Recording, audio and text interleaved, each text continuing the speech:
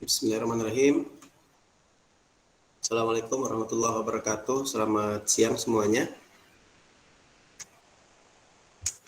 Waalaikumsalam warahmatullahi wabarakatuh. Selamat siang, Pak. Oke, sebelum kita lanjutkan, mari kita berdoa terlebih dahulu ya. Berdoa dipersilakan.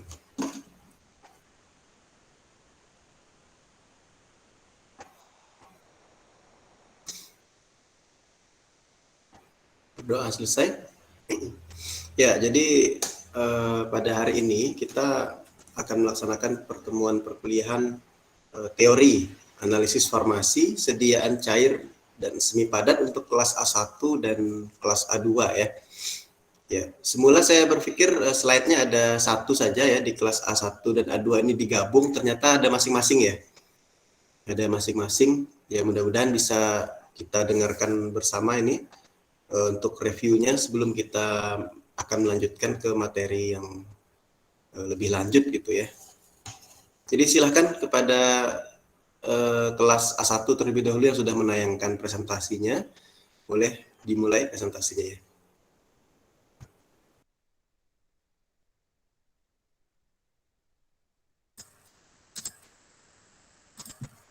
Baik, Assalamualaikum warahmatullahi wabarakatuh. Selamat siang, selamat sore semuanya. Perkenalkan, kami dari kelas A1 ingin mempresentasikan hasil review materi kami dengan dosen pengampu Pak Hadi Kurniawan, SPM MSc APT.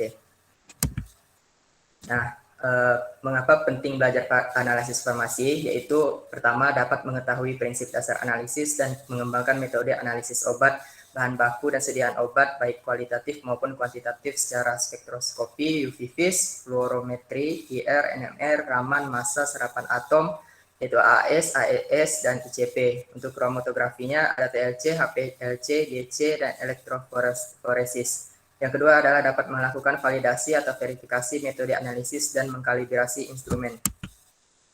Nah, untuk obat sendiri, senyawa kimia yang dianalisis secara kualitatif yaitu jenis dan kegunaannya, untuk kuantitatif metode analisis dan struktur kimianya. Prosedur analisisnya ada definisi masalah, pemilihan teknik dan metode analisis, pengambilan sampel, perlakuan sampel atau pengkondisian, pengukuran analit yang diinginkan, dan penghitungan dan interpretasi data analisis. Untuk penyiapan sampel, yang pertama ada teknik pengambilan sampel, yaitu pengambilan sampel random atau cuplikan acak, lalu pengambilan sampel representatif. Untuk penyiapan sampel sendiri ada pertama prosedur, yaitu sampel dianalisis pada waktu tertentu, memperhatikan tempat penyimpanan sampel, dan kontrol agar tidak mempengaruhi validitas data analisis. Nah, untuk perlakuan sampel sendiri, yang pertama itu melakukan penghilangan kandungan air pada analit yang tahan terhadap pemanasan dari 100 sampai 120 derajat Celcius. Yang kedua yaitu menimbang sebelum dan sesudah pemanasan untuk mengetahui kadar pada sampel. Yang ketiga memisahkan analit dari sampel dengan teknik pemisahan. Yang keempat menghilangkan komponen matriks yang terdapat di dalam sampel sehingga diperoleh analit yang dituju. Yang kelima yaitu melakukan pemekatan pada analit jika kandungan analit pada sampel dalam jumlah trace analit. Nah, untuk teknik perlakuan sampel ada ekstraksi padat cair, yaitu prosedur yang dilakukan pada bentuk sediaan padat. Prosedur ini melibatkan teknik pemilihan pelarut yang dapat melarutkan secara sempurna senyawa yang akan dianalisis, yaitu analitnya. Yaitu sedikit melarutkan senyawa lain yang dapat mengganggu analisis lebih lanjut. Untuk ekstraksi cair-cair, merupakan teknik yang digunakan untuk memisahkan analit dari komponen matriks yang terdapat pada sampel, sehingga analit dapat terdeteksi dengan baik. Pada teknik ekstraksi ini melibatkan ekstraksi analit dari fase air yaitu polar ke dalam pelarut organik yaitu non-polar atau semi-polar. Nah, untuk proses ekstraksi perlu diperhatikan berapa banyak sampel yang dapat dilarutkan dan akhirnya mempengaruhi jumlah sampel, di mana KD sama dengan konsentrasi zat dalam pelarut organik per konsentrasi zat dalam air. Nah, jika jumlah WO gram zat yang tersuspensikan dalam volume mililiter air, kemudian diekstraksi dengan S mililiter larut organik, maka WO gram terdapat pada volume mililiter air dan S mililiter organik. Untuk KD sama dengan S organik per S air. Nah, untuk saat ekstraksi berlangsung, analit berada dalam bentuk kimia yang berbeda karena terjadi disosiasi, protonasi, dan komplikasi sehingga digunakan rasio distribusi KD sama dengan CS organik per CS air. Nah, untuk efisiensi ekstraksi dan selektivitas, proses ekstraksi tergantung pada nilai distribusinya dan volume relatif pada kedua fase, fase organik dan air. Dengan proses ekstraksi dapat memisahkan analit dari sampel. Jumlah analit yang diekstraksi dapat dihitung dengan rumus yang tertera di presentasi. Selanjutnya bakal dijelaskan oleh Felicia. Felicia, silakan.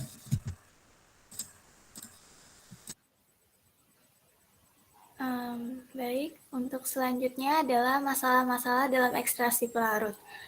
Yang pertama adalah munculnya emulsi pada saat melakukan ekstraksi. Apabila hal ini terjadi, dapat diatasi dengan beberapa cara, yaitu penambahan garam ke fase air, pemanasan atau pendinginan corong pisah, penyaringan dengan kertas saring, dan sentrifugasi. Yang kedua ada analit terikat kuat dengan matriks. Kemudian ada analit memiliki larutan pada kedua fase pada ekstraksi pelarut. Kemudian ada juga analit yang terdapat pada sampel plasma. Ini dapat diatasi dengan cara penambahan deterjen, penambahan asam kuat, atau menggantikan dengan senyawa yang mampu mengikat lebih kuat dengan analit, atau lakukan perhitungan dengan teknik recovery. Next.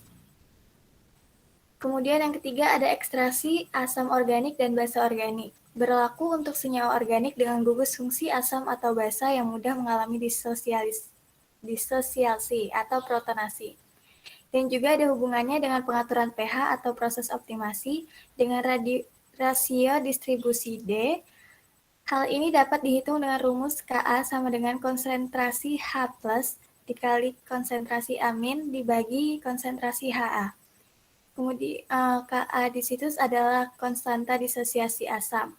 Untuk persamaan koefisien distribusi atau partisi atau Kd adalah konsentrasi Ha yaitu fase organik dibagi konsentrasi Ha air. Untuk mencari rasio distribusi dapat menggunakan rumus D sama dengan konsentrasi Ha fase organik dibagi konsentrasi Ha ditambah konsentrasi A minus. Dan D sama dengan Kd dibagi 1 ditambah Ka dikali konsentrasi H plus. Persamaan menunjukkan pH rendah, serta asam tidak terionisasi yang akan terekstrasi pada pelarut nonpolar dan asam terionisasi yang akan terekstrasi pada pelarut polar. Yang keempat ada ekstraksi fase padat. Terdiri dari 4 tahapan, yaitu pengoksidasian atau kolom dialiri dengan pelarut sampel. Yang kedua ada retensi atau larutan sampel dialirkan ke dalam kolom sehingga analit akan tertahan di dalam kolom dan komponen lain akan keluar kolom atau sebaliknya. Yang ketiga ada pembilasan atau menghilangkan seluruh komponen yang tidak tertahan oleh penyerap di dalam kolom selama retensi. Yang keempat ada elusi atau mengambil analit yang tertahan di dalam kolom. Kemudian ada rangkuman topik 2. Pendahuluan. Bentuk molekul obat mengandung beberapa atau gabungan gugus fungsional senyawa organik sehingga menentukan sifat fisika kimia molekul obat dan berpengaruh pada pengembangan metode analisisnya. Sifat asam basa molekul obat. Konsep Arrhenius atau dalam air terurai menjadi ion H+ dan basa menjadi ion OH-. Bronsted-Lowry atau asam melepas proton dan basa menangkap proton. Lewis yaitu asam menerima pasangan elektron dan basa memberi pasangan elektron. Sifat asam basa ada asam kuat, basa kuat, asam lemah, dan basa kuat.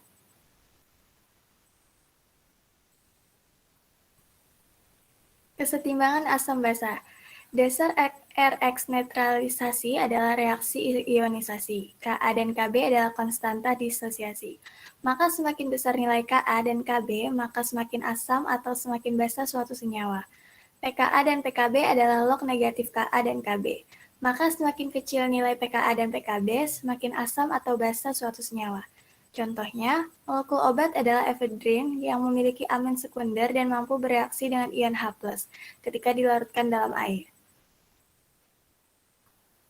Kemudian ada koefisien partisi. Koefisien partisi erat kaitannya dengan pH.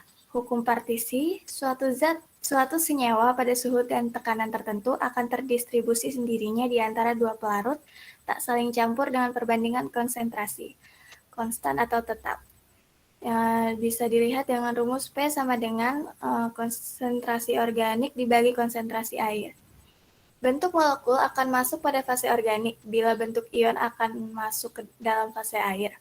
Obat-obatan yang memiliki gugus yang mudah mengalami ionisasi, maka koefisien partisi obat tersebut dipengaruhi oleh kondisi pH. Persamaan Henderson-Hasselbalch.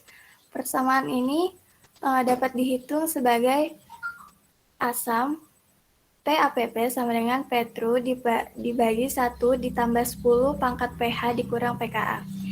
Untuk yang basah, PAPP sama dengan Petru dibagi 1 ditambah 10 pangkat pKa dikurang pH. Jika molekul obat mengalami ionisasi 50%, maka pH sama dengan pKa, sehingga koefisien partisinya setengah dari koefisien obat yang tidak mengalami ionisasi. PAPP sama dengan Petru dibagi 1 ditambah 10 pangkat 0, atau bisa juga disingkat menjadi P bagi 2. Pemisahan yang terjadi pada suatu senyawa di mana dalam suatu sampel sangat mungkin obat tidak dalam dirinya sendiri, seperti pada pemisahan campuran obat, aspirin, PCT, dan kodein. Untuk presentasi selanjutnya akan dilanjutkan oleh teman saya, Eriska. Baik, selanjutnya ada perbandingan koefisien partisi sesungguhnya yang disebut dengan Petru dan koefisien partisi nyata. Nah, ini adalah rumusnya. Obat dalam fase organik dibagi dengan total obat dalam fase minyak. Menghitung massa obat terionisasi dan tak terionisasi pada fase air dengan rumus berikut. Nah, obat tak terionisasi adalah massa total dikali dengan fraksi yang tak terionisasi, dan obat terionisasi adalah massa total dikali fraksi yang terionisasi. Oke, kita masuk ke dalam materi topik yang ketiga. Nah, di sini adalah materi tentang suppositoria. Nah, suppositoria ini merupakan sediaan padat yang digunakan melalui dubur, umumnya berbentuk telur atau torpedo yang dapat larut dalam air dan meleleh pada suhu tubuh. Bahan dasar yang digunakan yaitu lemak coklat, polietilen, glikol yang berbobot molekul tinggi, dan lemak lain yang cocok. Lanjut. Nah, ternyata memiliki sifat yang namanya molekul obat. Nah, obat yang digunakan dapat dalam pengobatan berbentuk asam lemah dan basa lemah. Nah, ini digunakan untuk mempermudah ionisasi. Selanjutnya, ada pengaruh ionisasi pada sifat obat adalah mengembangkan strategi pada pemisahan campuran obat berdasarkan perubahan kelarutan. Nah, selanjutnya ada untuk obat yang bersifat asam atau basa, itu terkait dengan nilai pKa dan pH.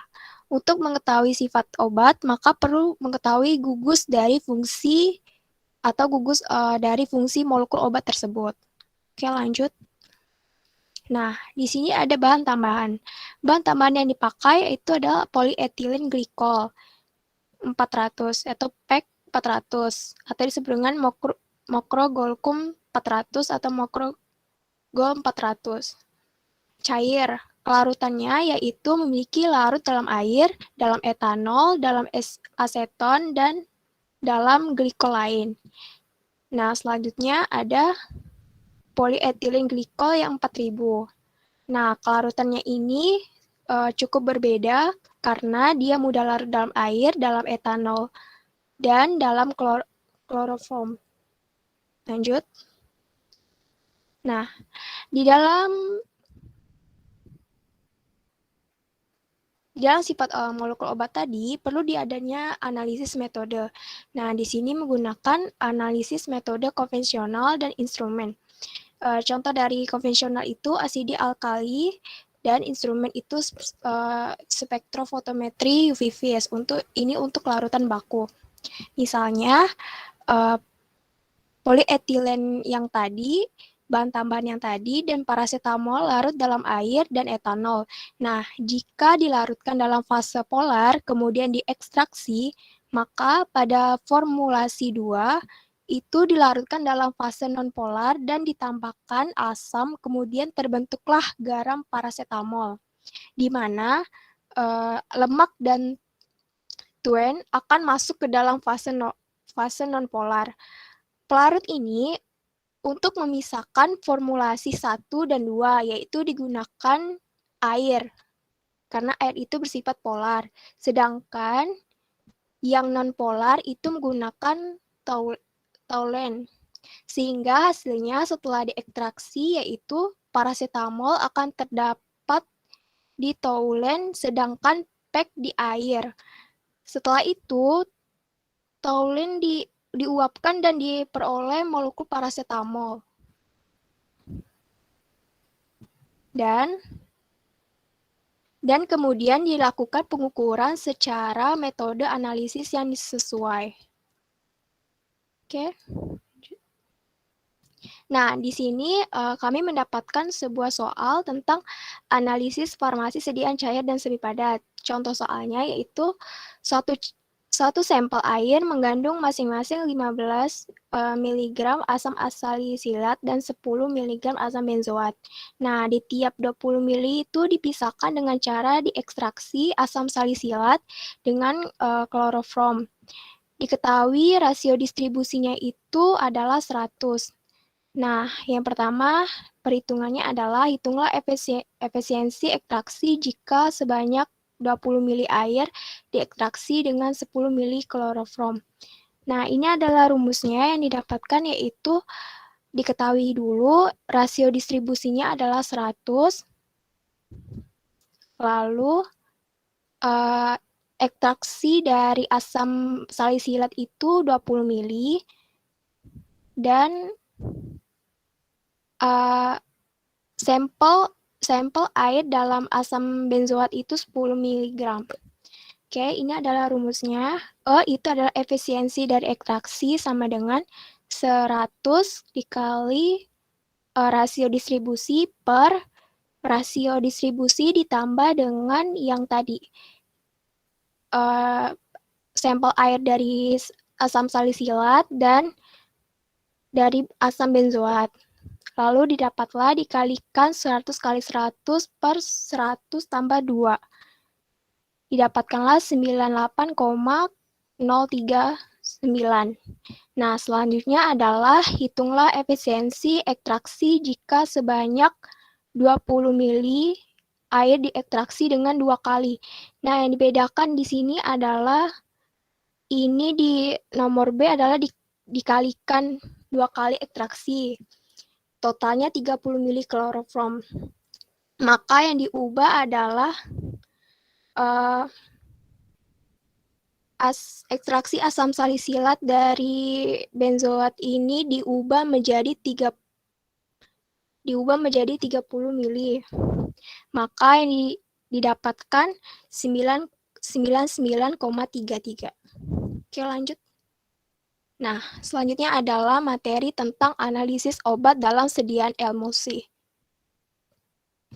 Nah, menurut Farmakopeia Indonesia edisi 5, emulsi adalah sistem dua fase yang salah satu dua fase yang cairan terdispersi ke dalam cairan yang lain dalam bentuk tetesan kecil. Jika minyak yang merupakan fase terdispersi dan larutan air merupakan fase pembawa, maka sistem ini disebut emulsi minyak dalam air. Nah, sebaliknya, jika air atau larutan air yang merupakan fase terdispersi dan minyak atau bahan seperti minyak merupakan fase pembawa, sistem ini disebut emulsi air dalam minyak. Nah, emulsi ini dapat distabilkan dengan penambahan bahan pengemulsi yang mencegah yang namanya koalensensi, yaitu penyatuan tetes kecil menjadi tetesan besar, dan akhirnya menjadi satu fase tunggal yang memisah. Nah, konsistensi emulsi sangat beragam, mulai dari cairan yang mudah dituang hingga krim setengah padat atau semi solid. Lanjut.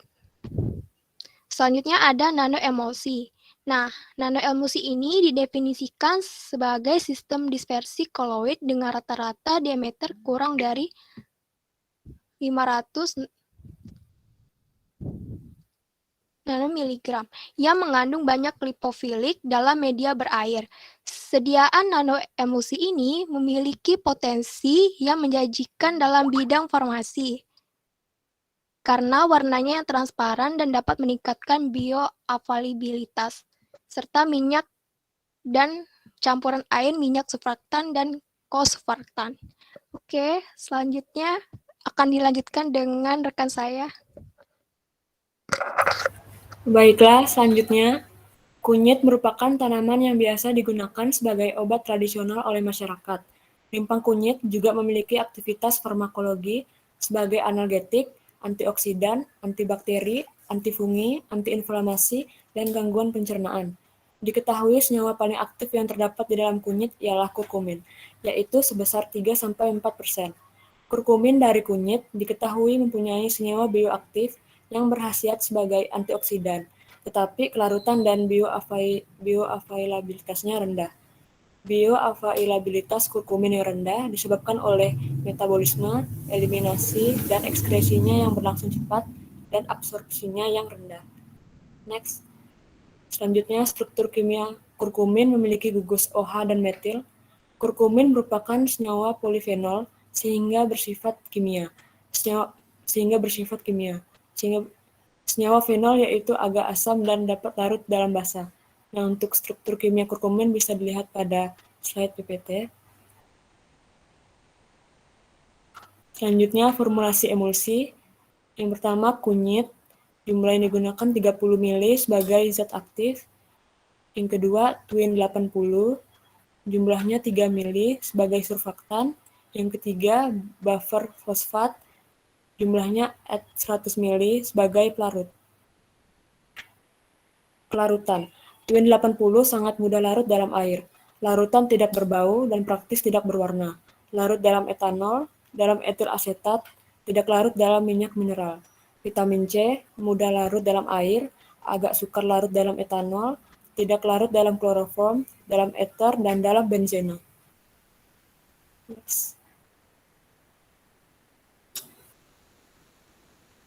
Next.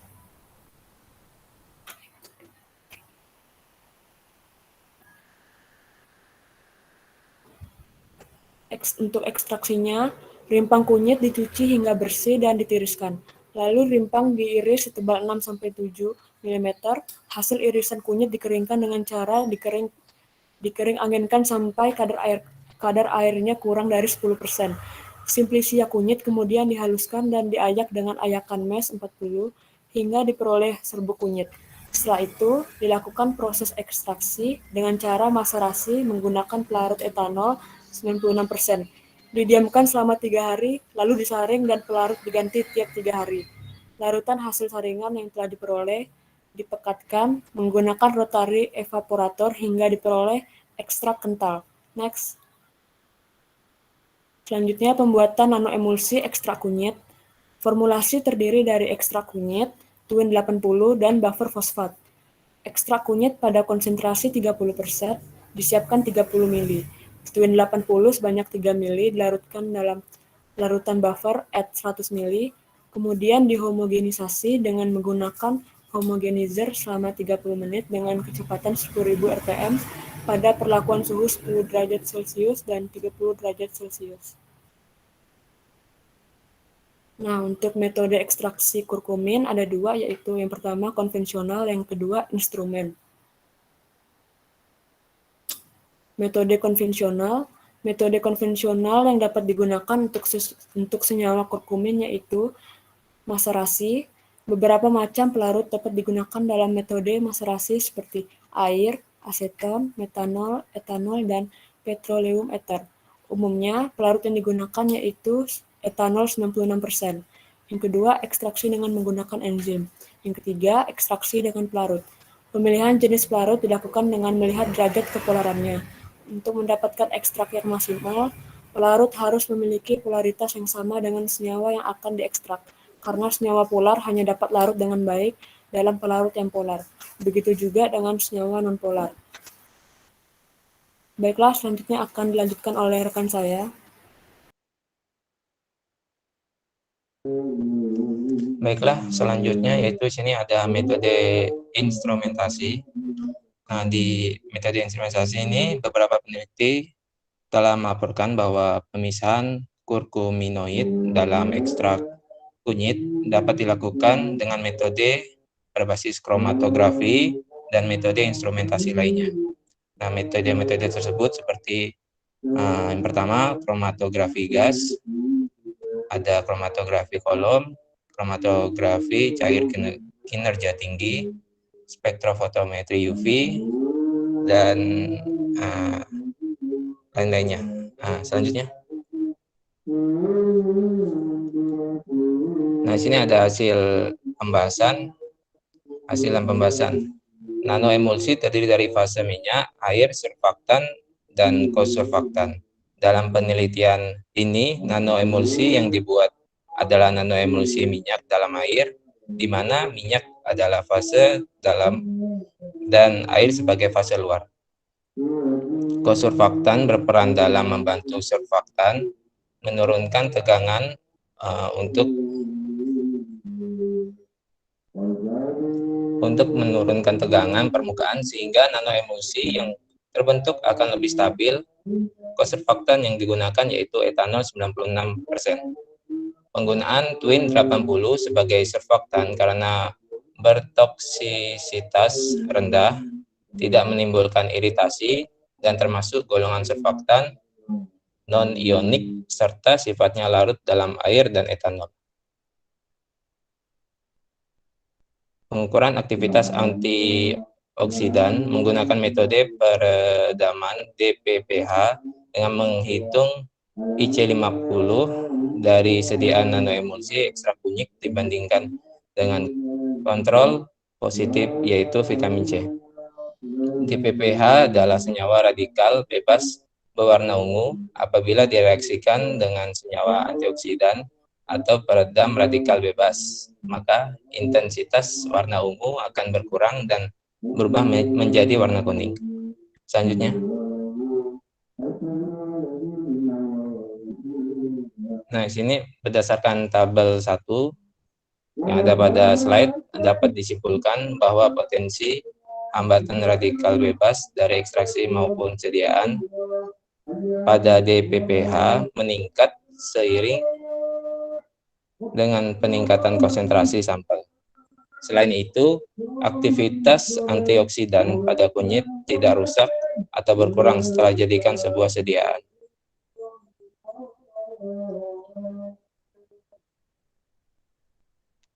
Nanoemulsi ekstrak kunyit diketahui tidak larut pada N-heksana dan etil asetat, di mana keduanya menghasilkan dua fase yang tidak bercampur.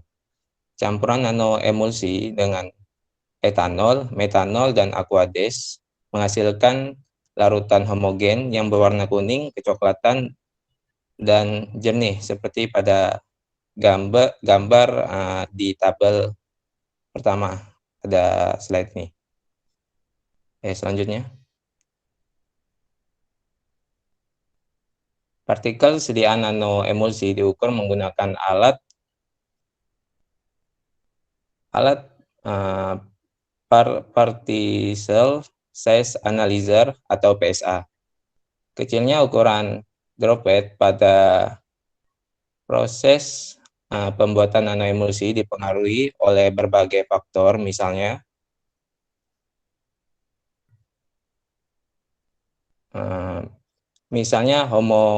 homogenizer, kondisi operasi seperti suhu, intensitas energi, dan waktu, kondisi sampel seperti jenis minyak, konsentrasi minyak, dan jenis pengemulsi, sifat fisikokimia sampel seperti tegangan antarmuka dan viskositas.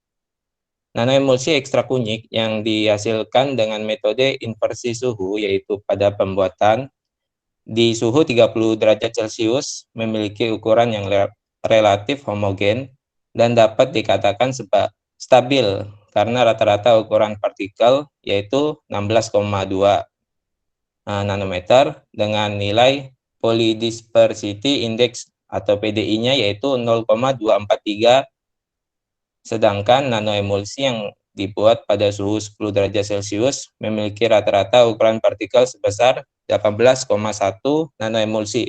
nanometer dengan nilai polydispersity index atau PDI-nya yaitu 0,571.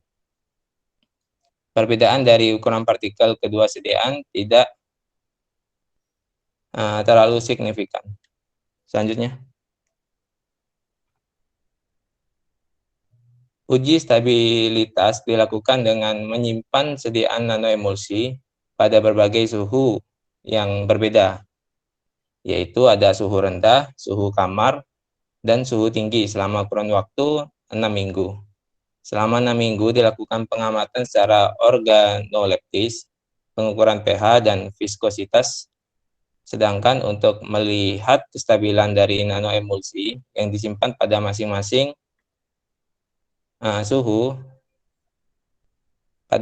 suhu yang berbeda. Nah, di sini ada tabel hasil uji stabilitas fisik nanoemulsi ekstra kunyit pada berbagai suhu. Yang pertama ini di sini ada di suhu 4 derajat Celcius, yang kedua ada di suhu kamar antara sekitar 30 derajat Celcius, dan yang terakhir ada di suhu tinggi sekitar 40 derajat Celcius. Oke, selanjutnya.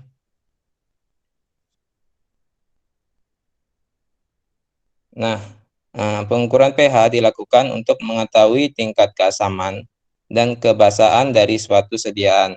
Pada tabel 2, 3, dan 4 tadi, sediaan mengalami penurunan yang tidak terlalu signifikan selama penyimpanan dan tidak terlalu berpengaruh. Hal ini menunjukkan bahwa buffer fosfat pH 7 sebagai fase air mampu menjaga pH nanoemulsi yang dihasilkan. Pengukuran viskositas menggunakan viskometer Brockfit dengan nomor spindle 1 pada kecepatan 12 rpm. Hasil ujinya yang dilakukan selama 6 minggu sangat bervariasi, tapi mengalami penurunan seiring lamanya waktu penyimpanan. Penurunan viskositas terjadi karena adanya pembesaran interaksi antara globul sehingga viskositas menurun. Nah, hasil dari penetapan kadar kurkumin atau ekstra kunyit tadi dengan sistem HPLC, yaitu diperoleh kurkumin sebesar 834,33 mg per liter. Demetoksir kurkumin 377,86 mg per liter, dan yang terendah yaitu kandungan bis-demetoksi kurkumin sebesar 279,91 mg per liter. Selanjutnya.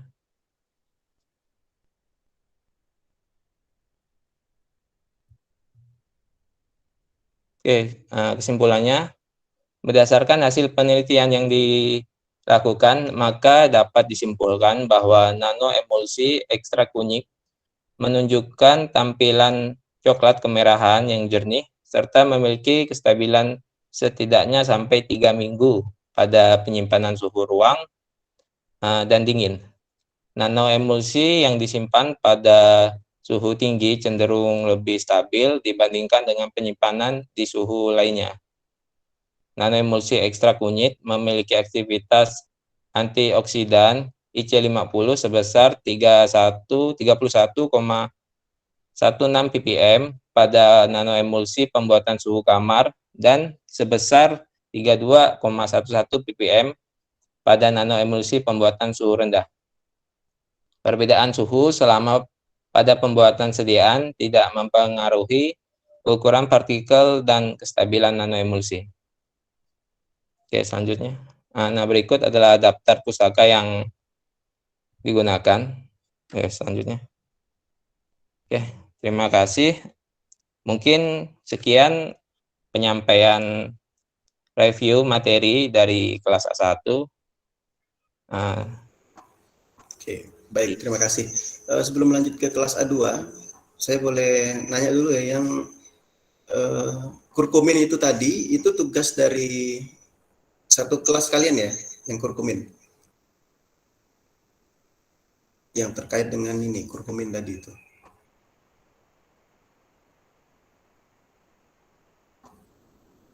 Gimana itu? Itu dulu sebelumnya memang diberikan tugas atau itu disampaikan oleh dosennya? Izin Pak, itu yang kurkumin itu mungkin salah satu dari kelompok kami Pak. Tugasnya itu kan disuruh nyari jurnal tentang emulsi gitu Pak. Nah mungkin itu dari pembahasan dari salah satu kelompok kami, Pak. Ya, oh berarti ada beberapa kelompok gitu ya? Iya, Ada Pak. berapa kelompok kemarin dalam kelas A1A?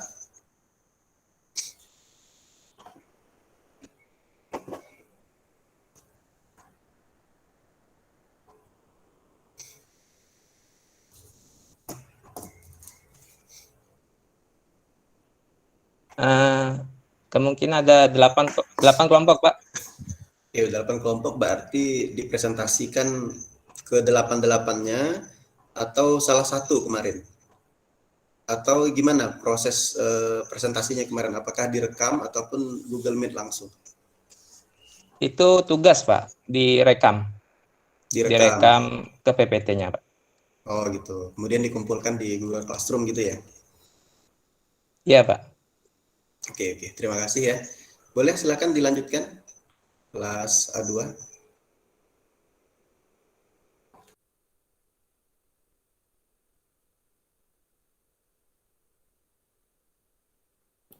Baik Pak, izin share screen.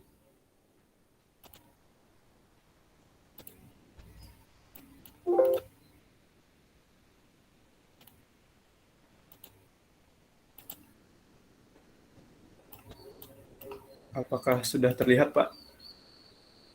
Oke, sudah.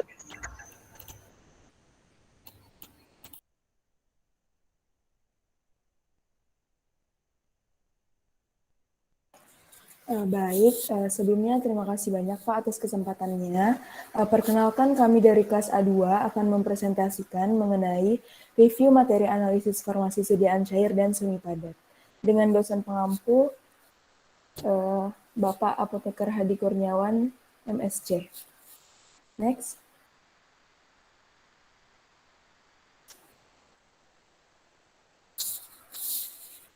Next.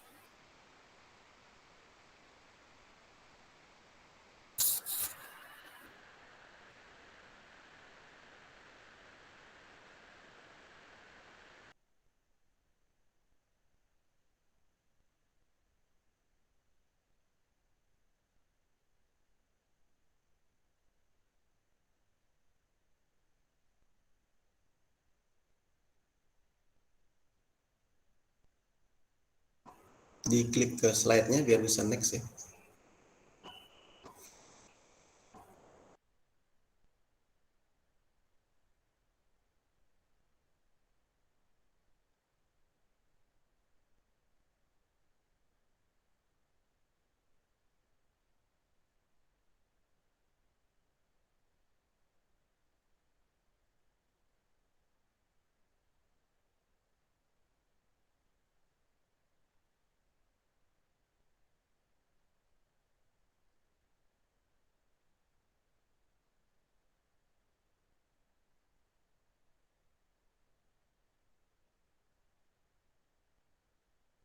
Baik, yang pertama ada review pertemuan pertama. Analisis farmasi sediaan cair dan semi padat ini akan memperkenalkan bagaimana cara untuk mendapatkan analit dan mempersiapkan analit sampai analit tersebut dapat memberikan respon, terukur, dan terbaca. Dalam mempersiapkan analit, ada yang namanya prosedur analisis. Nah, prosedur analisis ini berbeda dengan teknik atau metode. Prosedur analisis adalah suatu rangkaian pengukuran dari awal hingga hasil mampu untuk diberikan makna, atau dengan kata lain, prosedur analisis merupakan keseluruhan proses analisis farmasi. Next.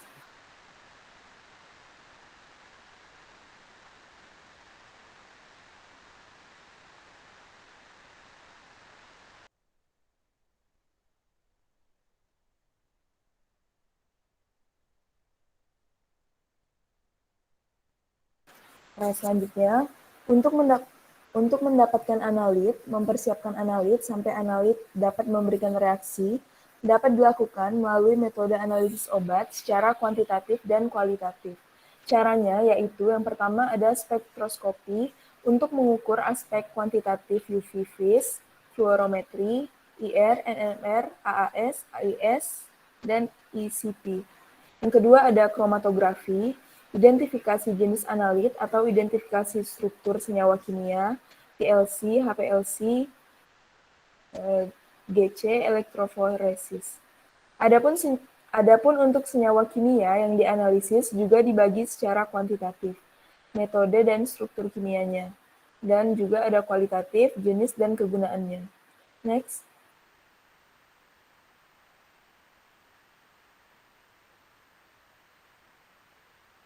Yang selanjutnya ada prosedur analisis. Yang pertama, definisi masalah, akurasi alat bahan pelarut, pemilihan teknik atau metode untuk analisis, pengambilan sampel, yaitu mengambil sejumlah bahan yang dapat mewakili materi, perlakuan sampel, yaitu pengubahan analit ke bentuk yang diinginkan, pengukuran analit, dan perhitungan dan interpretasi data. Yang pertama ada penyiapan sampel, pengambilan secara random atau cuplikan acak dilakukan terhadap bahan yang sama, larutan sejati, ampul, dan lain-lain. Dan pengambilan secara representatif atau bahan yang tidak homogen. Pengambilan sampel merupakan masalah yang sangat penting dalam analisis, dikarenakan untuk mengetahui kadar atau konsentrasi sampel ini dilakukan terhadap sejumlah kecil, yang artinya ada yang namanya sampel dan ada pula populasi sampel. Yang kedua ada penyimpanan sampel. Penyimpanan sampel harus memperhatikan beberapa hal seperti suhu, kelembaban, paparan atmosfer, dikarenakan hal-hal tersebut berperan aktif dalam kecepatan interaksi antar molekul. Yang ketiga ada perlakuan sampel, penghilangan kandungan air atau pemanasan pada suhu 100-200 derajat Celcius, menimbang sebelum dan sesudah memisahkan analit dari sampel, menghilangkan komponen matriks yang terdapat di dalam sampel, serta melakukan pemekatan dilakukan jika kandungan analit pada sampel dalam jumlah trace analit. Next. Ada beberapa teknik perlakuan sampel, diantaranya ada ekstraksi padat cair, dan ada juga ekstraksi cair-cair. Yang pertama ada ekstraksi padat cair, yaitu prosedurnya dilakukan pada bentuk sediaan padat. Pada prosedur ini melibatkan teknik pemilihan pelarut yang dapat melarutkan secara sempurna senyawa yang akan dianalisis atau analit, sedikit melarutkan senyawa lain yang dapat mengganggu analisis lebih lanjut. Yang kedua ada ekstraksi cair-cair, merupakan teknik yang digunakan untuk memisahkan analit dari komponen matriks yang terdapat pada sampel sehingga analit dapat terdeteksi dengan baik. Selanjutnya akan dilanjutkan oleh teman saya. Selanjutnya akan dilanjutkan oleh saya. Masalah-masalah dalam ekstraksi dan pengatasan masalah. Masalah yang pertama munculnya emulsi pada saat melakukan ekstraksi. Pengatasan masalahnya adalah penambahan garam ke fase cair, pemanasan dan pendinginan corong pisah, sentrifugasi, dan penyaringan dengan kertas saring. Yang kedua, analit terikat kuat dengan matriks. Yang ketiga, analit memiliki kelarutan pada kedua fase pada ekstraksi pelarut. Yang keempat, analit yang terdapat pada sampel plasma. Pengatasan masalahnya adalah penambahan deterjen, penambahan basa kuat, dan penggantian dengan senyawa yang mampu mengikat lebih kuat dengan analit. Next. Solid phase extraction. Yang pertama, pengkondisian kolom atau cartridge dialiri dengan pelarut sampel. Itu pengkondisian penjerap sebelum pemasukan sampel. Yang kedua, retensi larutan sampel dialirkan ke dalam kolom, sehingga analit akan tertahan di dalam kolom dan komponen lain akan keluar kolom atau sebaliknya. Yang ketiga, pembilasan menghilangkan seluruh komponen yang tidak tertahan oleh penyerap di dalam kolom selama retensi. Yang keempat, elusi untuk mengambil analit yang tertahan di dalam kolom. Next. Pertemuan kedua, sifat fisika kimia molekul obat.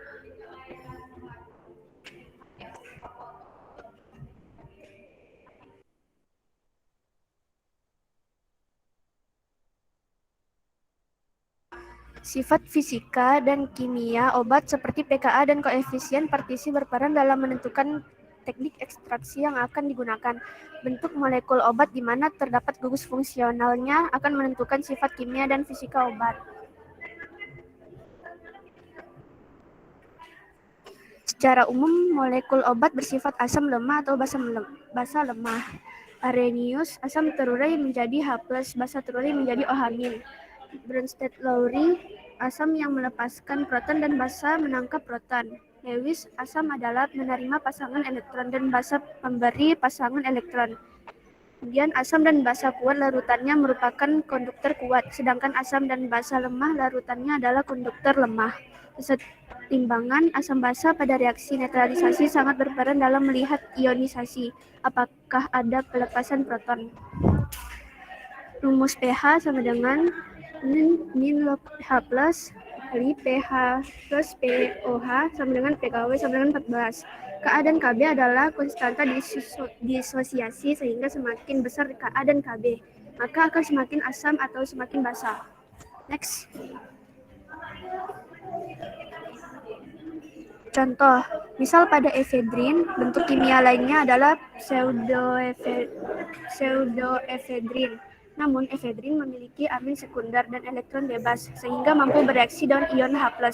Ketika dilarutkan di dalam air, amin sekunder yang memiliki elektron bebas bisa interaksi menangkap H+, dan melepaskan OH-, sehingga senyawa yang berinteraksi melepaskan OH-. Menurut konsep asam basa Bronsted-Lowry, efedrin bersifat basa. Menurut asam basa Arrhenius, efedrin juga bersifat basa karena amin sekundernya menangkap H+ atau proton dan melepaskan OH-. Selanjutnya akan dilanjutkan oleh teman saya. Terima kasih. Baik, selanjutnya yaitu terkait koefisien partisi, yang mana merupakan kondisi adanya dua pelarut yang tidak saling campur. Nah, pelarut ini ada yang bersifat polar dan juga non-polar. Molekul selalu berada dalam fase non-polar, sedangkan ion dalam fase polar atau air. Nah, jika senyawa ditambahkan ke sepasang pelarut yang tidak saling campur, maka senyawa akan terdistribusi pada kedua fase tersebut.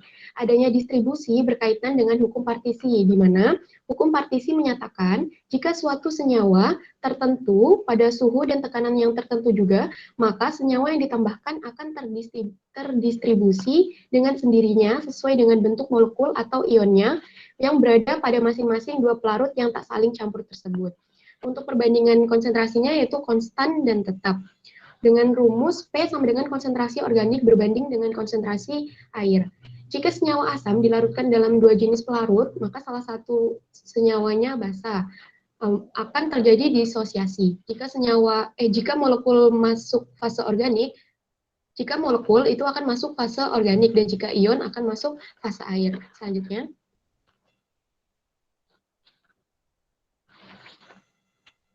Nah, petro dianggap tidak mengalami ionisasi, namun jika obat terionisasi dikenal dengan istilah koefisien partisi nyata, seperti rumus yang tertera pada slide.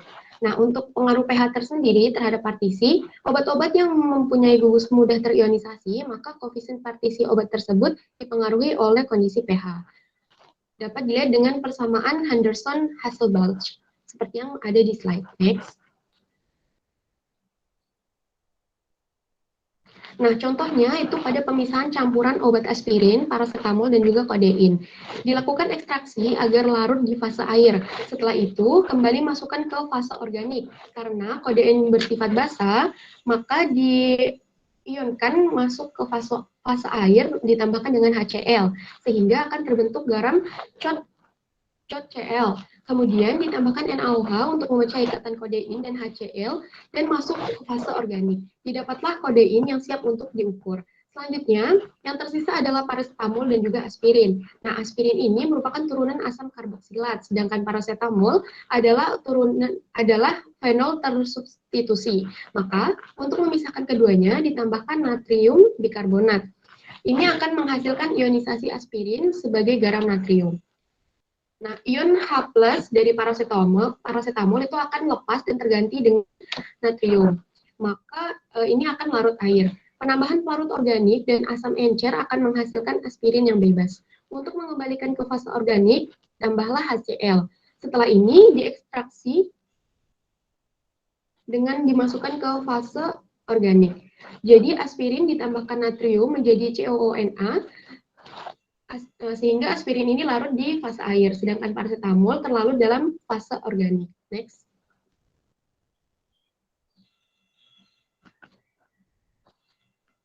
Nah, aspirin akan kembali ke fase organik jika ditambahkan dengan HCl, karena natrium berinteraksi dengan Cl. Ion H berinteraksi dengan aspirin, sehingga aspirin akan berada dalam fase organik. Maka, Teknisnya, dilarutkan dulu di fase air, baru dilarutkan kembali dalam fase organik. Ekstraksi ini harus dilarutkan dalam fase organik karena sesuai kondisi persiapan sampel untuk mendapatkan analit, yaitu dengan cara pemekatan. Untuk memekatkan analit yang didapat dalam pelarutan lebih mudah melakukan penguapan, di mana senyawa organik merupakan senyawa yang mudah menguap, sehingga analit mudah untuk dipekatkan. Next. Selanjutnya yaitu materi pertemuan 3 tentang analisis sediaan supositoria dan emulsi. Next. Supositoria sendiri merupakan sediaan farmasi yang jalur pemberiannya melalui dubur dan biasanya berbentuk torpedo yang akan meleleh pada suhu tubuh.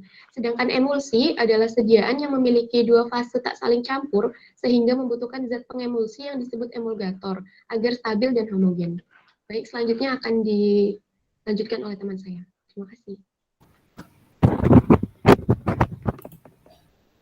Baik, selanjutnya adalah prinsip analisis, di mana yang pertama adalah obat harus dapat dipisahkan dari bahan pembuatnya, baik dari bahan pembuat sediaan suppositoria maupun sediaan emulsi. Nah, setelah proses pemisahan, obat baru bisa dapat dilakukan pengukuran, sehingga dapat diketahui jumlah obat yang ada dalam samper atau kadarnya. Selanjutnya adalah sifat molekul obat, di mana obat yang digunakan dalam pengobatan itu biasanya bersifat asam lemah dan basa lemah, karena akan menyebabkan mudah terjadinya ionisasi. Nah, ionisasi ini akan mempengaruhi sifat obat sehingga kita dapat mengembangkan strategi pada pemisahan campuran obat berdasarkan perubahan kelarutan. Nah, untuk obat yang bersifat asam atau basa, maka ini akan berhubungan dengan nilai pKa atau yang pH-nya yang sangat tinggi. Nah, salah satu cara untuk dapat mengetahui sifat obatnya asam atau basa, maka melihat gugus fungsi yang ada pada senyawa obat tersebut. Contoh yang pertama itu ada aspirin yang bersifat asam karena ada gugus asam karboksilat, di mana dengan nilai pKa-nya itu 3-6. Aspirin ini dapat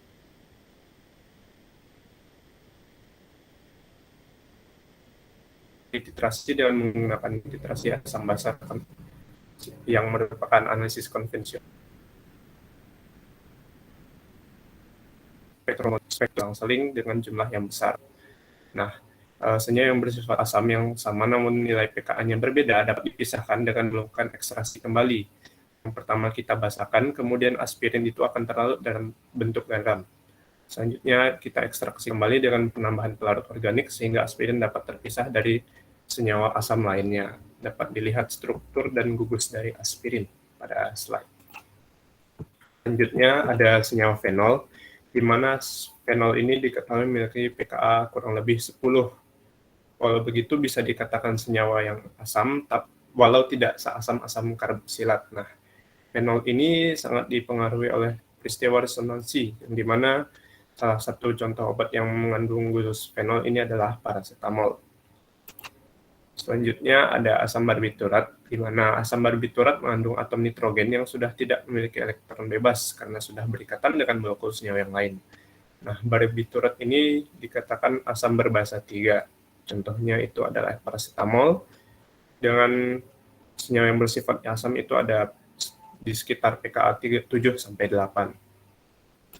Baik, selanjutnya akan dilanjutkan oleh teman saya. Baik, selanjutnya berdasarkan sifat molekul obat dan juga beberapa teknik yang telah disebutkan tadi, di sini kita mengangkat salah satu contoh obat yang dapat kita analisis, yaitu yang familiar sekali di masyarakat, yaitu paracetamol dalam bentuk sediaan suppositoria. Nah, seperti yang kita ketahui, tidak hanya bentuk suppositoria, tapi tablet dan juga emulsi lainnya itu pasti memiliki yang namanya eksipien. Paracetamol suppositoria itu tentunya juga seperti itu, dia memiliki bahan tambahan atau eksipien di dalamnya.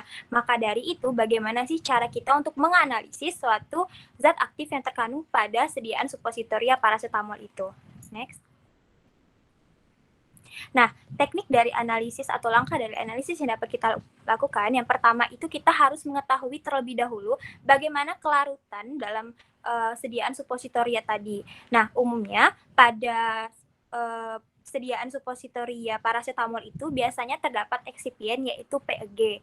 Nah, di sini kita melakukan suatu analisis terlebih dahulu bagaimana kelarutan dari suppositoria dan PEG. Ternyata pada suppositoria pada zat aktifnya yaitu paracetamol dan PEG itu memiliki kelarutan yang sama, yaitu larut dalam pelarut polar yaitu air. Nah, jika kita pikirkan jika kedua zat Jika kedua PEG dan juga dengan paracetamol ini memiliki kelarutan yang sama, tentunya itu tidak akan terpisah. Maka dari itu, langkah yang dapat kita lakukan adalah memisahkannya, yang dimana membuat paracetamol di sini ke dalam bentuk garamnya terlebih dahulu menggunakan pelarut toluen. Karena PEG tadi tidak dapat larut dalam toluen, sehingga kita akan dapat memisahkan paracetamol dan juga PEG. Paracetamolnya nanti akan berada pada fase nonpolar dan PEG akan berada tetap pada fase polar. Nah, kemudian bagaimana kondisi paracetamol pada fase nonpolarnya tadi? Nah, paracetamol dalam fase nonpolar itu nanti akan ditambahkan toluen, yang dimana toluen ini akan menguap nantinya, sehingga yang tersisa itu hanya paracetamol. Nah, setelah kita dapatkan paracetamol tersebut, maka selanjutnya adalah proses pengukuran menggunakan metode konvensional, yaitu bisa menggunakan asidi alkalimetri atau juga menggunakan metode instrumental, yaitu menggunakan spektroskopi UV vis. Slide. Nah, di sini ada tugas terstruktur yang diberikan, yaitu melakukan studi literatur terkait dengan ekstraksi, analisis metode mengenai sediaan emulsi. Nah, di sini ada salah satu contoh dari pengerjaan kelompok dari kelas A2 yang dimana menggunakan jurnal rujukan untuk kurkuma santoriza. Nah, di sini kita perlu tahu dulu bahwa emulsi itu merupakan sistem dua fase yang dimana ada satu cairan terdispersi dalam bentuk droplet-droplet kecil dalam cairan lainnya yang nantinya akan distabilkan dengan zat pengemulsi atau surfaktan yang cocok atau yang biasa kita sebut sebagai emulgator, sehingga keduanya akan homogen. Nah, di sini zat aktif yang didapatkan pada kurkuma santoriza itu adalah kurkuminoid. Nah, sifat dari kurkuminoid ini terlebihnya harus kita tahu dulu. Dia berfungsi sebagai antioksidan, antiinflamasi, anti kanker, antimikroba, dan anti hiperglikemia. Pemberiannya berwarna kuning, termasuk golongan fenolik atau polifenol, dan memiliki banyak ikatan rangkap. Dan di sini kelarutan dari kurkuminoid itu sangat rendah dalam air, yaitu 11 nanogram per mili pada pH asam atau netral, tetapi larut juga pada pH basah. Slide. Nah, salah satu formula dalam sediaan emulsi tadi, zat aktifnya itu kan adalah kurkuminoid. Kemudian untuk zat pengemulsinya itu ada palmitic acid, kemudian ada polosamer 188, dan kemudian ada menggunakan parut sebanyak 100 ml. Nah, teknik ekstraksi yang dapat kita lakukan pada sediaan emulsi ini yaitu metode ekstraksi cair-cair. Langkahnya yang pertama akan diekstraksi secara maserasi serbuk rimpang pada temulawak kering sebanyak 100 gram dengan etanol 96% selama 24 jam. Artinya menggunakan teknik maserasi ini berarti serbuk rimpang tadi akan direndam selama 24 jam menggunakan etanol 96%. Setelah itu, setelah kita rendam selama 24 jam itu akan dilakukan penyaringan sehingga didapatkanlah ekstraknya. Nah, ekstrak hasil maserasi ini akan diekstraksi kembali secara cair-cair dengan menggunakan normal heksana dan etanol berbanding 1:1. Nah, kemudian dipekatkan pada fraksi etanol dengan penguap putar atau rotary evaporator. Dan berdasarkan hasil tadi, maka akan dihasilkan rendamen sebesar 8,32% dalam bentuk ekstrak kental. Nah, kemudian setelah kita mendapatkan ekstrak tadi, maka langkah selanjutnya adalah untuk melakukan analisis. Nah, untuk metode analisis yang digunakan di sini adalah instrumentasi dengan HPLC. Pada prinsipnya, solut nanti akan terpisah dikarenakan solut-solut ini melewati suatu kolom kromatografi. Nah, pemisahan ini nantinya juga diatur oleh fase gerak dan fase diam. Untuk prosedurnya, yang pertama, penimbangan sampel sebanyak 0,05 gram. Nah, kemudian akan dilarutkan ke dalam 50 ml metanol. Nah, kemudian larutan itu disaring dengan kertas saring 0,45 μm, kemudian akan dimasukkan ke dalam vial HPLC. Kemudian sebanyak 20 ml akan diinjeksikan dengan kolom HPLC, kemudian standar kurkuminoidnya kemudian dibuat pada konsentrasi 0,5 ppm. Nah, untuk fase diam yang digunakan di sini adalah senyawa C18 dan kemudian untuk fase geraknya adalah metanol. Nah, pada dilakukan pengukuran pada panjang diameter kolomnya itu 25 dikali 4,6 mm, kemudian laju alur berat akhir atau ekstraknya itu 1 ml per menit. Nah, menggunakan panjang gelombang 254 nanometer dan menggunakan detektor UV. Baik, mungkin hanya itu yang dapat kami sampaikan berdasarkan hasil review materi dari kelas A2. Saya akhiri, mohon maaf jika terdapat kekurangan. Terima kasih. Baik, terima kasih atas presentasinya ya dari kelas A1 dan juga kelas A2. Jadi saya harapkan dari presentasi yang sudah dilakukan tadi ya, otomatis kalian mengulang kembali materi yang sudah disampaikan, dan itu merupakan salah satu dasar yang sangat penting ya untuk kita melanjutkan materi-materi berikutnya ya dengan dua dosen berikutnya. Jadi tadi sudah dibahas terkait dengan analisis farmasi ya. Nah, di mana tadi kalian sudah ada menyinggung terkait dengan prosedur analisis. Kemudian itu berbeda katanya dengan teknik analisis dan juga metode analisis. Kalau di situ kalau kita biasanya mendengar kan seolah-olah istilah itu sama ya, tapi tadi memang dikatakan berbeda. Nah, kalau di slide presentasi tadi yang ditampilkan itu lebih ke prosedur analisis, artinya keseluruhan tahapan mulai dari awal sampai akhir. Nah, boleh nggak saya bertanya nih? Boleh dijawab oleh siapapun, sebutkan namanya ya. Bisa nggak dijelaskan apa perbedaannya antara prosedur analisis, teknik analisis, dan metode analisis? Silakan.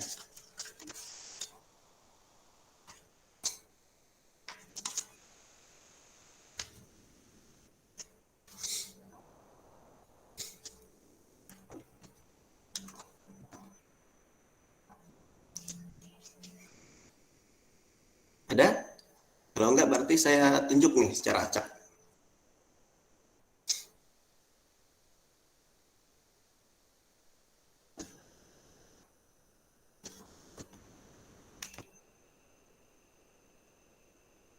Oke, Izin menjawab, Pak. Oh ya, silakan. Kalau prosedur analisis itu keseluruhan rangkaian dari pengukuran, itu tuh dari awal hingga ditemukan makna dari hasil pengukurannya. Sedangkan teknik analisis itu merujuk pada pengukuran dan hasil evaluasi dari hasil pengukuran yang didapatkan. Ini teknik analisis merupakan bagian dari prosedur analisis. Sedangkan metode analisis ini cara kerja atau langkah-langkah dalam proses penetapan kadarnya. Ini juga merupakan bagian dari prosedur analisis, Pak. Sekian, Pak. Kalau dilihat berarti cakupan yang lebih luas yang menuju yang lebih sempit, gimana urutannya? Yang dari luas menuju ke yang sempit gitu ya. Apakah teknik analisis, metode analisis, prosedur analisis, mana yang dari luas menuju ke yang lebih sempit gitu? Silakan. Yang lain.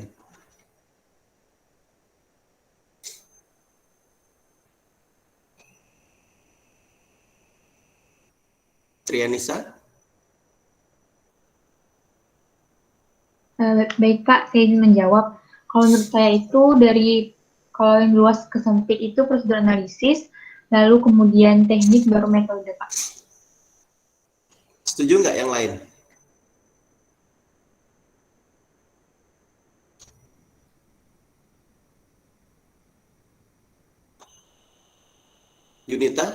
Yuninta, mau Lydia? Baik Pak, kalau menurut saya sepemikiran Pak. Sepemikiran, berarti sama ya. Nurul Fauzia?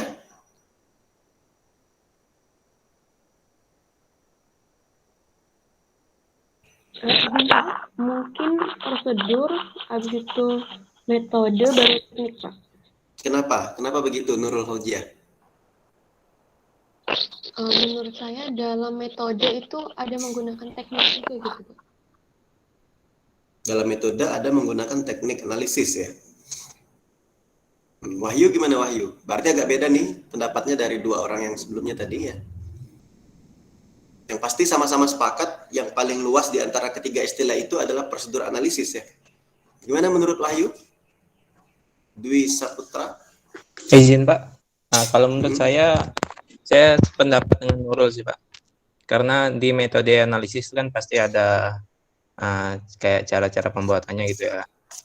Jadi mungkin teknik analisis itu masuk ke dalam cakupan metode analisis. Jadi apa sebenarnya yang dimaksud dengan metode analisis? Serina.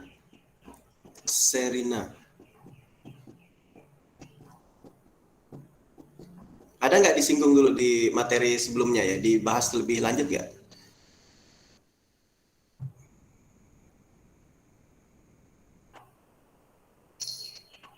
Gloria?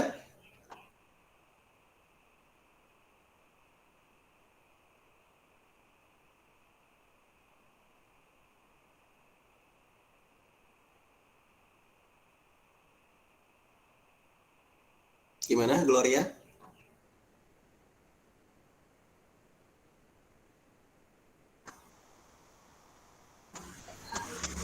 Iya, Pak. Bagaimana? Apa sih sebenarnya metode analisis itu? Bisa nggak didefinisikan?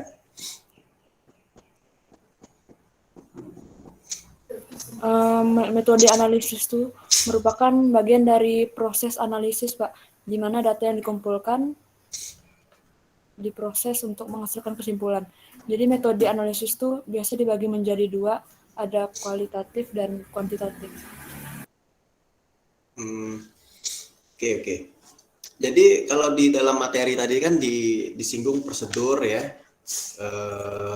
teknik dan juga metode analisis. Jadi jangan sampai kita keliru memaknai itu ya. Jadi kalau kita lihat ya, ini adalah satu istilah yang berbeda. Nah, kalau teknik analisis itu memang istilah yang paling sempit ya tadi, paling sempit di antara ketiganya ya. Karena teknik analisis ini terkait dengan bagaimana kita melakukan suatu pengukuran dan mengevaluasinya gitu. Pengukuran dan mengevaluasinya, itu teknik analisis ya. Nah, berbagai macam tuh teknik analisis yang bisa dilakukan ya. Nah, teknik analisis yang kalian ketahui apa saja ini? Catur Rida Tirta. Jadi teknik analisis kan tadi yang paling sempit ya, yang paling sempit terkait dengan proses pengukuran dan mengevaluasi hasil pengukuran itu kan. Nah, metode teknik analisis itu ada berbagai macam ya. Bisa nggak disebutkan teknik analisis apa saja yang diketahui, Catur? Kita proses kuliah memang penilaian itu dilakukan selama proses perkuliahan ya. Tidak hanya di ujian, ya, termasuk tanya jawab ya, inisiatif keaktifannya, diberikan kesempatan untuk menjawab ataupun ketika ditunjuk. Gitu. Ada pendapat, Catur?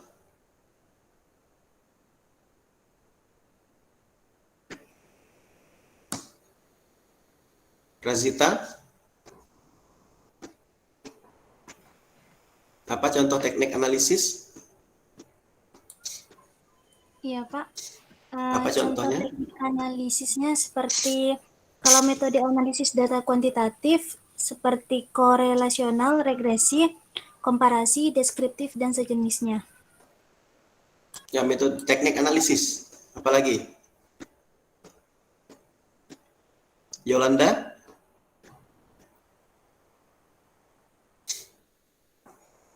Iya, Pak. Teknik analisis bisa diberikan contoh? Untuk teknik analisis sendiri itu kan ada yang kualitatif sama kuantitatif ya, Pak. Nah, untuk kuantitatif sendiri itu tuh misalkan kayak kita tuh mencari itu ya, Pak, menghitung jumlahnya gitu. Kalau yang kualitatif itu untuk mengetahui ada enggaknya gitu dia di dalam itunya, dalam sampelnya. Kalau menurut saya. Kalau teknik analisis itu ya ada beberapa ya cara ya sesuai dengan sifat-sifat yang diukur gitu. Jadi ada teknik spektrometri ya, ada juga teknik kromatografi ya. Nah, itu contoh yang instrumentasi ya. Kalau metode yang konvensionalnya itu teknik analisis itu kita kenal grafimetri. Nah, itu salah satu contoh teknik analisis tuh ya. Ada grafimetri, ada titrimetri, ada spektrofotometri molekuler dan atom ya. Ada spektrometri massa, ada kromatografi, elektroporesis, ada elektrokimia, ada analisis termal. Nah, itu adalah contoh-contoh teknik analisis. Tentunya masing-masing teknik analisis ini punya sifat-sifat yang diukur masing-masing. Misalnya kalau grafimetri berarti kan sifat yang diukur itu adalah berat senyawa murni ya, atau senyawa yang telah diketahui stoikiometrinya. Jadi ada bobot konstan di situ. Kalau titrimetri, apa sifat yang diukur? Ada volume larutan baku yang bereaksi dengan analit sampai mencapai titik akhir titrasi itu kan ya. Nah, demikian juga spektrometri massa ya. Ada berat analit, ada fragmen-fragmennya. Nah, itu sifat yang diukur. Nah, kalau spektrofotometri molekuler ya, ataupun spektrofotometri molekuler dan atom, nah itu ada panjang gelombang, ada intensitas radiasi elektromagnetik ya, nah, baik yang diemisikan ataupun yang diserap atau diabsorpsi oleh analit, nah, itu kan dan lain sebagainya lah gitu ya. Jadi intinya teknik analisis ini punya sifat-sifat yang masing-masing diukur dan penggunaannya juga bisa digunakan untuk kebutuhan tertentu ya. Nah, masing-masing ya, ada untuk analisis kuantitatif komponen-komponen mayor misalnya, minor, nah itu untuk gravimetri, demikian juga untuk tetrimetri. Kalau untuk informasi komponen-komponen minor yang sekelumit, nah itu bisa spektrofotometri molekuler, atom ya, dan juga termasuk untuk informasi struktur kimia. Nah itu, jadi masing-masing punya kegunaannya. Kalau kromatografi dan elektroforesis ya bisa untuk analisis kualitatif, kuantitatif, dari level mayor sampai sekelumit gitu, dan sebagainya ya. Jadi masing-masing punya sifat yang diukur, masing-masing punya penggunaan yang utamanya untuk apa, bisa keperluannya masing-masing seperti itu. Nah, gitu ya. Ya, kemudian terkait dengan proses pemisahan. Nah, proses pemisahan. Jadi kadang ada juga proses pemisahan yang diperlukan ya dalam penetapan kadar itu.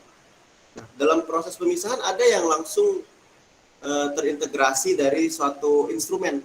Nah, misalnya teknik pemisahan dengan kromatografi. Teknik pemisahan dengan kromatografi. Jadi kromatografi itu bisa melakukan teknik pemisahan juga, misalnya KLT. Nah, kemudian KCKT, kromatografi gas gitu ya. Nah, itu bisa melakukan pemisahan dengan kecepatan migrasi dari analit itu. Itu melalui fase apa? Fase diam. Dengan adanya gerakan suatu fase gerak gitu ya. Nah, itu dasarnya dari teknik kromatografi KLT, KCKT, gas ya. Penggunaannya bisa untuk menganalisis kualitatif campuran misalnya kalau pada KLT. Kalau KCKT ya bisa kualitatif, bisa juga kuantitatif yang tidak mudah menguap ya. Tapi kalau dia mudah menguap maka pakai kromatografi gas. Nah, itu contoh-contoh ya, contoh-contoh. Kalau misalnya elektroforesis, ini juga bisa memisahkan. Jadi dia berdasarkan apa? Berdasarkan perbedaan, berdasarkan kecepatan migrasi analit melalui medium buffer gitu ya. Misalnya untuk asam amino protein biasanya dipisahkan pakai elektroforesis ini. Kegunaannya untuk apa? Misalnya untuk kualitatif ya, untuk kuantitatif, senyawa-senyawa yang ionik yang punya muatan ion dan lain sebagainya gitu. Itu contoh ya. Itu contoh-contoh teknik analisis. Jadi terkait dengan pengukuran dan evaluasi pengukuran itu. Nah, lebih luas lagi dari teknik analisis, ketika dia ditambahkan dengan suatu kegiatan sampel ya, penyiapan sampel ya, maka dia sudah menjadi metode analisis. Lebih luas sedikit dari teknik analisis. Jadi teknik analisis itu ditambah dengan penyiapan sampel lebih lanjut, maka itu namanya metode analisis. Jadi kalau metode analisis itu ada penyiapan sampelnya, gitu ya. Nah, itu metode analisis.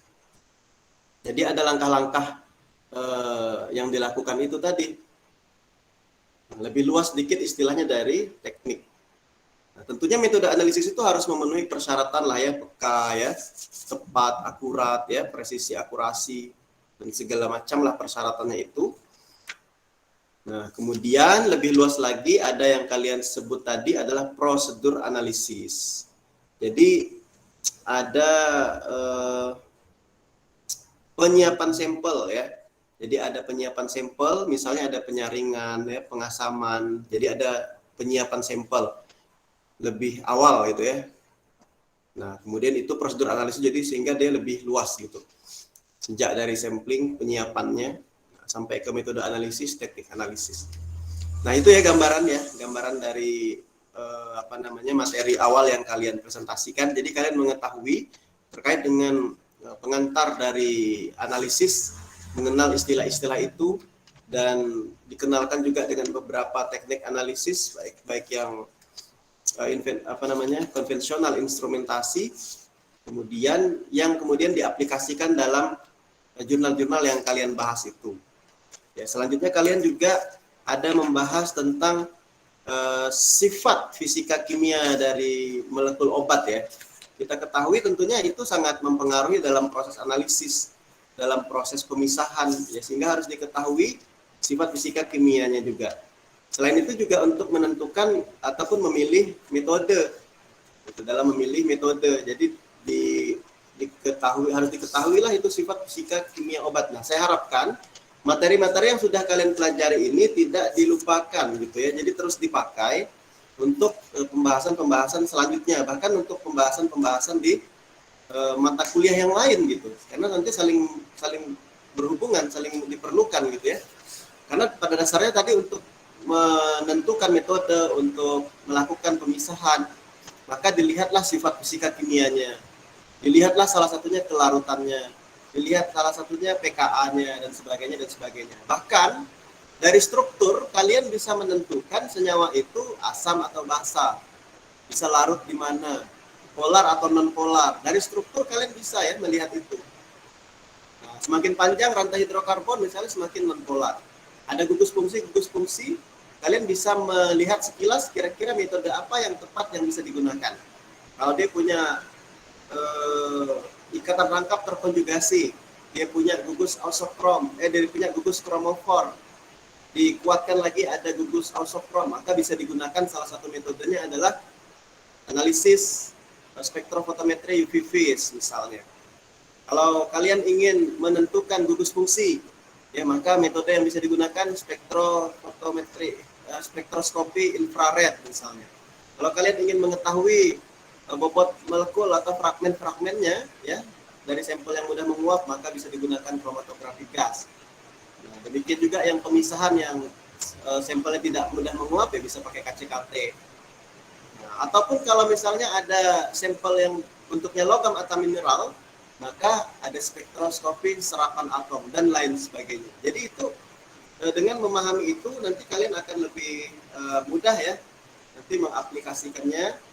Ya, tadi kalian contohkan, saya lihat ada mencontohkan parastamol ya. Ada sifat, ada gugus fungsinya, ada sifatnya sehingga kelarutannya bagaimana. Ketika dia bercampur dengan basisnya, suppositoria misalnya, gimana memisahkannya. Sementara kan kita kalau melakukan analisis, kita menghindari ataupun menghilangkan matriks pengganggu sehingga nanti tidak mengganggu analisis ataupun ya mengganggu pengukuran dalam analisis, sehingga dia dipisahkan, diekstraksi ya, PEG-nya dipisahkan. Yang kita inginkan adalah parastamolnya saja. Kalian bisa pisahkan itu dengan melihat sifat kelarutannya dan sebagainya. Nah, itu kan contoh ya yang bisa kalian ambil hikmahnya dari materi yang sudah kalian pelajari. Saya harapkan jangan sampai dilupakan ya. Kemudian terkait dengan metode-metode juga kalian sudah pelajari di analisis instrumen. Ada metode instrumentasi, jangan dilupakan itu. Ya, kromatografi, spektrometri yang berbagai macam jenisnya itu. Kemudian metode konvensional juga jangan dilupakan yang sudah pernah dipelajari di pengantar analisis formasi, mulai dari vitrimetri atau volumetri yang berbagai macam jenisnya itu, sampai juga pada grafimetri. Ya, masing-masing punya prinsipnya masing-masing. Oke, sebentar ya, mohon maaf. Sebentar lagi kita akan akhiri. Sebentar dulu ya.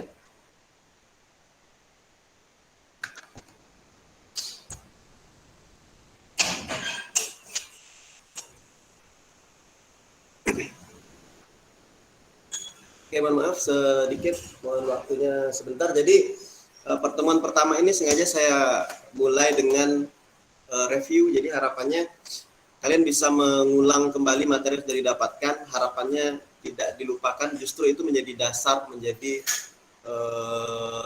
pijakan lah ya, menjadi ilmu penting ya untuk materi-materi berikutnya. Nah, kalau dengan Bu Tiwi, ini kan judul mata kuliah kita analisis farmasi sediaan cair semi padat gitu ya. Jadi intinya kita akan mengaplikasikan metode yang sudah pernah kalian pelajari baik di analisis instrumen, metode instrumentasi yang modern ataupun metode yang konvensional di pengantar analisis farmasi kan. Diaplikasikanlah metode-metode yang sudah kalian pelajari itu untuk kepentingan analisis farmasi gitu. Analisis farmasi itu bisa ke berbagai macam objek kan ya, yang disediaan farmasi. Nah, bisa ke obat.